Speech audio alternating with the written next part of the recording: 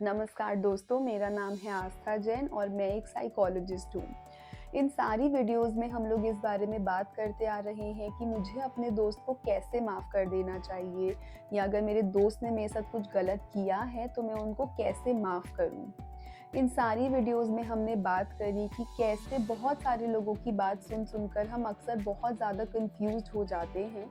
तो हम अपने मन को कैसे डीप ब्रीदिंग की मदद से शांत कर सकते हैं, कैसे हम इमोशनल व्हील को यूज़ करके अपने एग्जैक्ट इमोशन को रिकग्नाइज कर सकते हैं और उसके बाद हम अपने दोस्त की उस हरकत से रिलेट कर सकते हैं जिसकी वजह से हमें बुरा फील हो रहा है।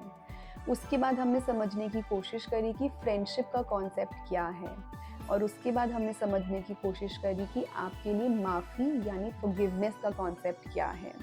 और उसके बाद हमने कुछ स्टेप्स समझे जिसके थ्रू हम अपने दोस्त के पास जाकर इस बारे में बात कर सकते हैं, उनको कॉन्फ्रंट कर सकते हैं और इस चीज़ को अच्छे से समझा सकते हैं और उनके नज़रिए से भी समझ सकते हैं। दोस्ती बहुत ज़्यादा इम्पॉर्टेंट है और माफ़ी भी उतनी ही ज़्यादा ज़रूरी है।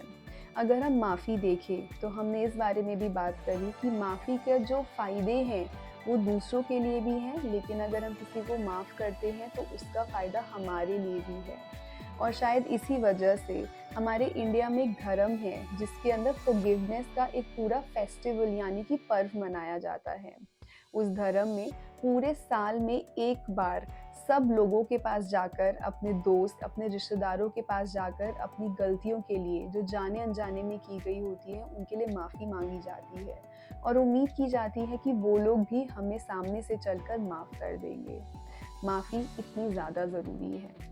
कोई भी रिलेशनशिप हो, चाहे पेरेंट चाइल्ड का हो, चाहे ब्रदर एंड सिस्टर का हो, चाहे हस्बैंड एंड वाइफ का हो, चाहे फ्रेंड्स का हो, हर रिलेशनशिप को सस्टेन करने के लिए हमें कभी ना कभी माफ़ करना भी पड़ता है और माफ़ी सीख भी करनी पड़ती है, यानी माफ़ी मांगनी भी पड़ती है। इसीलिए माफ़ी से हमें इतना दूर नहीं भागना चाहिए। अगर हम किसी भी रिलेशनशिप को देखें तो माफ़ी बहुत ज़्यादा इम्पॉर्टेंट है। हो सकता है पास्ट में आपने भी कुछ गलतियाँ की हों जिसके लिए आपके दोस्त ने भी आपको माफ़ किया हो। तो इसीलिए अगर आज उन्होंने कोई गलती करी है और आपकी माफ़ करने की बारी आई है तो हमें पीछे नहीं हटना चाहिए। लेकिन इसका मतलब ये बिल्कुल भी नहीं है कि आप सेल्फ रिस्पेक्ट का ध्यान ना रखें या फिर आप अपनी खुशियों को त्याग दें और उनको माफ़ करने में लग जाएँ।